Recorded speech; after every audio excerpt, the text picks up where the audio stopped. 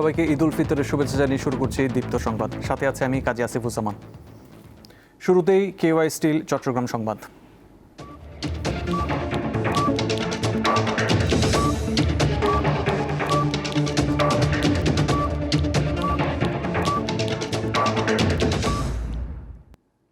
ঢাকা চট্টগ্রাম মহাসড়কে পৃথক দুর্ঘটনায় অন্তত ১৬ জন নিহত হয়েছেন, আহত হয়েছেন ৩৫ জন। রবিবার ভোর রাত ৩টার দিকে চট্টগ্রাম থেকে ঢাকাগামী একটি মেইল ট্রেন কুমিল্লার পদুয়ার বাজার বিশ্ব রোড অতিক্রম করার সময় চাঁপাই নবাবগঞ্জ থেকে নোয়াখালীগামী একটি বাস লেভেল ক্রসিংয়ে ঢুকে পড়ে। এ সময় চলন্ত ট্রেনের সাথে বাসটি আটকে যায় এবং ট্রেনটি প্রায় ১ কিলোমিটার দূরে এসে দাঁড়ায়। যাত্রীদের চিৎকারে স্থানীয় লোকজন এবং পরে সেনাবাহিনী ও ফায়ার সার্ভিসের সদস্যরা এসে উদ্ধার কাজ শুরু করে। এই ঘটনায় নিহত হয়েছেন অন্তত ১২ জন, আহত হয়েছেন অন্তত ৩০ জন। ঘটনার দীর্ঘ ৮ ঘন্টার পর দুর্ঘটনা কবলিত ট্রেন ঢাকার উদ্দেশ্যে যাত্রা করেছে। এতে চট্টগ্রামের সাথে সারা দেশের রেল যোগাযোগ স্বাভাবিক হয়েছে। এদিকে ফেনীর রামপুর ব্রিজ এলাকায় বাস, অ্যাম্বুলেন্স ও মোটরসাইকেলের ত্রিমুখী সংঘর্ষে ঘটনাস্থলেই ৩ জন নিহত হয়েছেন, আহত হয়েছেন আরও ৫ জন। এছাড়া চট্টগ্রামের লোহাগাড়ায় কাভার্ড ভ্যানের নিচে চাপা পড়ে এক বাইক আরোহী নিহত হয়েছেন।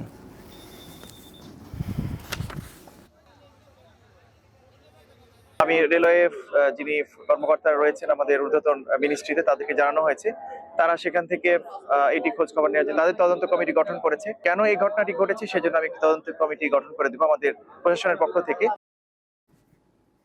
এ বিষয়ে আরও জানাতে কুমিল্লা থেকে যুক্ত হয়েছেন সহকর্মী শাকিল মোল্লা। কথা বলবো তার সাথে। শাকিল, দুর্ঘটনার কারণ কিছু কি জানতে পেরেছেন, আর তার সাথে সংশ্লিষ্টরা কি বলছেন? বর্তমান পরিস্থিতি আমাদের জানাবেন।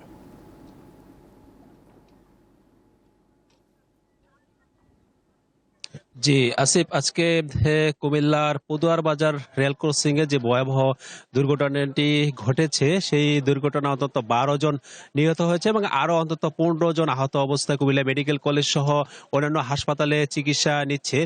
দুর্ঘটনার হার পরে কিন্তু প্রায় ৮ ঘন্টা আর প্রচেষ্টায় ঢাকা চট্টগ্রাম রেলপথের যে রেল যোগাযোগ স্বাভাবিক করা হয়।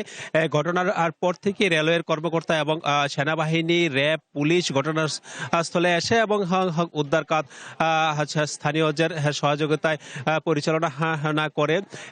রেলওয়ের কর্মকর্তারা যেমনটি বলছেন যে এই পদুয়ার বাজার রেল ক্রসিং এর যে ২জন গেটম্যান ছিল, সেই গেটম্যানের আসলে দায়িত্বে অবহেলার কারণে এই দুর্ঘটনা ঘটে থাকতে পারে। তবে তাৎক্ষণিক কিন্তু ওই ২জন গেট কিপারকে কিন্তু বহিষ্কার করা হয়েছে। আর আমরা জানতে পেরেছি যে কুমিল্লা জেলা প্রশাসনের পক্ষ থেকে একটি তদন্ত কমিটি এবং রেলওয়ে এর পক্ষ থেকে ২টি পৃথক তদন্ত কমিটি করা হয়েছে। এরই মধ্যে কিন্তু রেলওয়ের ঊর্ধ্বতন কর্মকর্তারা এবং কুমিল্লা জেলা প্রশাসক এবং কৃষি মন্ত্রণালয়ের মন্ত্রী কিন্তু ঘটনাস্থলে পরিদর্শন করেছেন। পরিদর্শন শেষে কুমিল্লা জেলা প্রশাসক যেমনটি বলছেন যে এই দুর্ঘটনা যারা নিহত হয়েছে তাদের প্রত্যেক পরিবারকে ২৫,০০০ টাকা করে অনুদান কিন্তু ঘোষণা করেছেন। ঠিক ১১টার পর কিন্তু চট্টগ্রামের সাথে এই সারা দেশের এই রেল যোগাযোগ স্বাভাবিক হয়েছে এবং যে বাসটি মামুন পরিবহনের যে বাসটি পদুয়ার বাজার রেল ক্রসিং থেকে ট্রেনে ঢাকা মেল ট্রেনের সাথে ধাক্কা লেগে প্রায় ১ কিলোমিটার দূরে এসে ধুমড়ে মুচড়ে পড়ে। সেই বাসটির ধ্বংসাবশেষ কিন্তু এখনো রেল লাইনের পাশে পড়ে আছে এবং পুরো এলাকায় কিন্তু এই ঘটনা একটি শোকের ছায়া নেমে এসেছে। এই ছিল কুমিল্লা থেকে আমার কাছে। ধন্যবাদ শাকিল মোল্লা। লম্বা ছুটিতে ঈদ করতে বাড়িতে গেছেন কোটি মানুষ, কিন্তু সব পেশার মানুষের প্রিয়জনদের সাথে ঈদ পালন করার সুযোগ হয় না। দায়িত্ব ও কর্তব্যের কারণে পড়ে থাকতে হয় যান্ত্রিক নগরীতে। কাজের মাঝেই তারা খুঁজে নেন ঈদের আনন্দ। উজির গাজীর বাড়ি ঝালকাঠি। নিরাপত্তা কর্মী হিসেবে কাজ করেন রাজধানীর একটি বেসরকারি প্রতিষ্ঠানে। দায়িত্ব পালনে ব্যস্ত থাকায় প্রতি বছরের মতো এবারও আপনজনের সাথে ঈদ করার সুযোগ হয়নি তার। তিনি জানান, ঈদে বাড়ি না যাওয়ায় অসন্তুষ্ট পরিবারের সদস্যরা, আর কর্মস্থলে দায়িত্ব পালন করলেও মেলে না তেমন কোনো সুবিধা। শুধু বেতনের টাকাটাই, এছাড়া আমার আর কোনো সুযোগ সুবিধা তারা দিবে না এবং ঈদের বোনাসও দেয় নাই। গেছে আমি ১ মাসের ভিতরে ১০ দিন ছুটি কাটাইলাম, ২০ দিনে পয়সা পাই। ওই ২০ দিনে পরের মাসে আমার ফ্যামিলি চালাইতে কষ্ট হয়ে যায়। শুধু উজির গাজী নয়, তার মতো আরও অনেকেই আছেন যারা পরিবারের সাথে ঈদ উদযাপন না করে নিরাপত্তার স্বার্থে দায়িত্ব পালন করছেন, অথচ ঈদের দায়িত্ব পালন বাবদ পান না কোনো ধরনের সুযোগ সুবিধা কিংবা ভাতা। আর এভাবেই প্রতিটি ঈদে পরিবারের সাথে ঈদ উদযাপন করা থেকে যেমন বঞ্চিত হচ্ছেন, তেমনি আর্থিকভাবেও বঞ্চিত হচ্ছেন তারা। পরিবারের সাথে ঈদ করতে রাজধানী ছাড়েন বেশিরভাগ নগরবাসী, তাই ঢাকা এখন অনেকটাই ফাঁকা। বাসা বাড়ি কিংবা ব্যবসা প্রতিষ্ঠানের নিরাপত্তা দিতে ত্যাগ স্বীকার করেন নিরাপত্তা কর্মীরা। আমাদের নিজের ঈদটা আমরা পরিবারের মতো করতেছে, আমরা রাষ্ট্রের নিরাপত্তার মাধ্যমে আমরা আমাদের ঈদের আনন্দ উপভোগ করতেছি।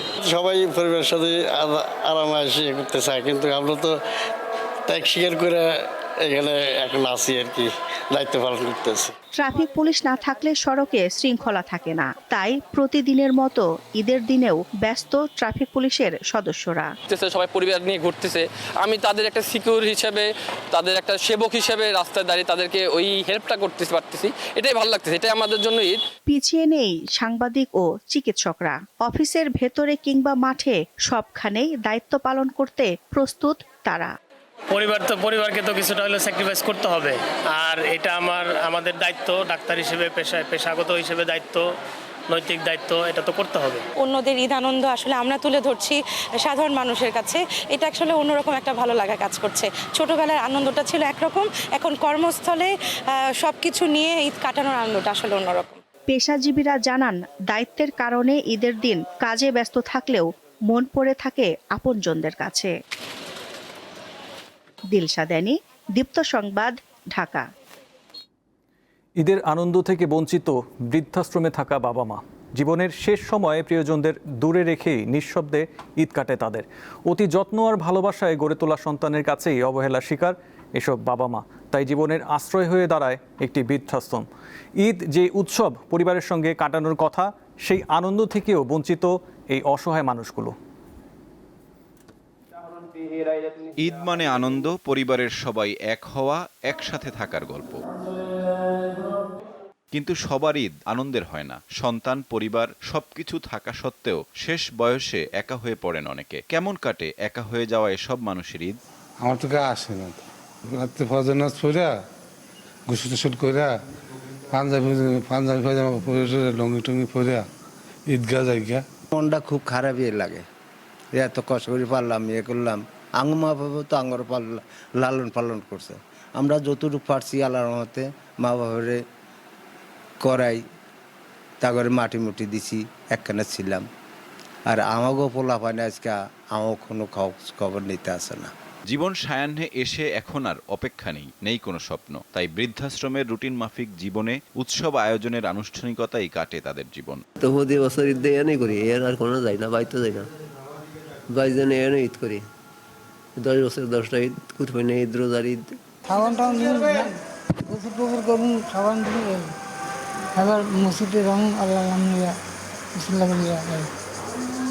নামাজ পড়বে। কেউ বোঝা মনে করে আশ্রমে রেখে যায় বাবা মাকে, আবার কেউ বাবা মা না থাকার আফসোস থেকে গড়ে তোলেন এমন আশ্রয়। আমার বাবাকে হারিয়েছি যখন আমার বয়স 3 মাস, যার ফলে আমি বাবাকে বাবা বলতে পারি না। আমার মা মারা গেছেন আমি যখন জার্নালিজমে মাস্টার ডিগ্রি পরীক্ষা দিই, যার মানে আমি আমার বাবা মা কাউকে খেদমত করতে পারি না।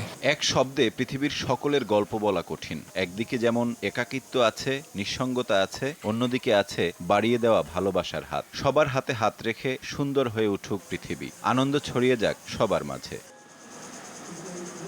সাইফুর রহমান শিশির, দীপ্ত, বার্তাকক্ষ। হরমুজ প্রণালী খুলে দিতে ইরানকে 48 ঘন্টার আলটিমেটাম দিয়েছেন যুক্তরাষ্ট্রের প্রেসিডেন্ট ডোনাল্ড ট্রাম্প। অন্যথায় ইরানের বিদ্যুৎ কেন্দ্রগুলোতে হামলা চালানোর হুমকি দিয়েছেন তিনি। শনিবার সামাজিক যোগাযোগ মাধ্যম ট্রুথ সোশ্যালে এই হুমকি দেন মার্কিন প্রেসিডেন্ট। ইরানের বিদ্যুৎ অবকাঠামোতে হামলা হলে মধ্যপ্রাচ্যের সব ধরনের মার্কিন জ্বালানি অবকাঠামোতে পাল্টা হামলার হুমকি দিয়েছে ইরান। এদিকে যুদ্ধের 23তম দিনেও ইরানে হামলা অব্যাহত রেখেছে ইসরায়েল। জবাবে ইসরায়েলের আরাদ, ডিমোনা, বীরশোবা সহ বিভিন্ন শহরে সামরিক স্থাপনা এবং নিরাপত্তা কেন্দ্র লক্ষ্য করে ব্যাপক হামলা চালিয়েছে আইআরজিসি। এসব হামলায় 200 মানুষ নিহত হওয়ার দাবি করেছে তারা। তবে ইসরায়েল কোনো নিহতের খবর নিশ্চিত করেনি। এছাড়া আইআরজিসি কুয়েতের আলী আল সালেম ঘাঁটি এবং সংযুক্ত আরব আমিরাতের আল মিনহাত ও আল ধাফরা ঘাঁটিতেও হামলা চালিয়েছে বলে দাবি করেছে। অন্যদিকে যুক্তরাজ্যের মেরিটাইম ট্রেড অপারেশনস জানিয়েছে আরব আমিরাতের উত্তরে একটি পণ্যবাহী জাহাজের কাছে বিস্ফোরণের খবর পাওয়া গেছে। গত 28 ফেব্রুয়ারি থেকে ইরানে যুক্তরাষ্ট্র ও ইসরায়েলের হামলায় দেশটিতে নিহতের সংখ্যা 1500 ছাড়িয়েছে বলে জানিয়েছে দেশটির স্বাস্থ্য মন্ত্রণালয়। এই ছিল এখনকার মতো। পরবর্তী সংবাদ দেখার আমন্ত্রণ রইল। এছাড়াও তথ্য বিনোদনের জন্য চোখ রাখুন দীপ্ত টিভি ডিজিটাল প্ল্যাটফর্মগুলোতে। ধন্যবাদ।